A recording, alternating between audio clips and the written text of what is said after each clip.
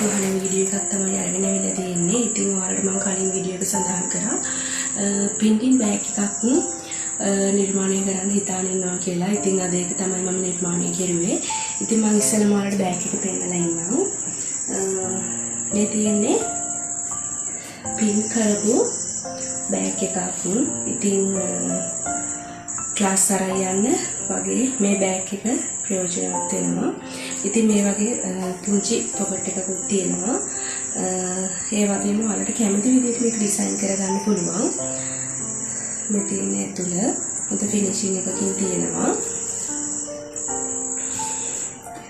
ඉතින් මේ වගේ බෑග් එකක් වෙන්නේ රුපියල් 350යි. අමුරෙටින් තමයි නිර්මාණය කරලා තියෙන්නේ.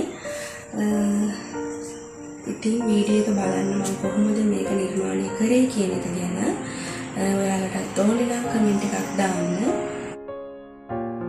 ඔන්න ඉතින් මම බෑග් එකේ අවශ්‍ය බ්ලොක් එක කපාගෙන තියෙන්නේ.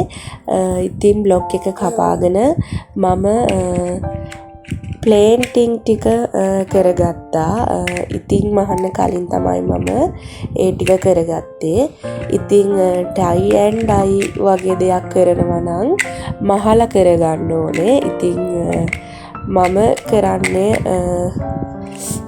ප්ලේට් හෑන්ඩ් එකෙන් ප්ලේන්ටින් කරන නිසා මම ඉතින් මහන්න කලින් තමයි කරගත්තේ. ඔන්න ඔය විදිහට තමයි මම බෑග් එක මහලා ඉවර කරගත්තේ. ඉතින් ඔයාලටත් ඕනේ නම් මේ වගේ ඩිසයින් කරපු බෑග් එකක් කමෙන්ට් එකක් දාන්න. ඉතින් වැඩි ගාණක් නෑ රුපියල් 350.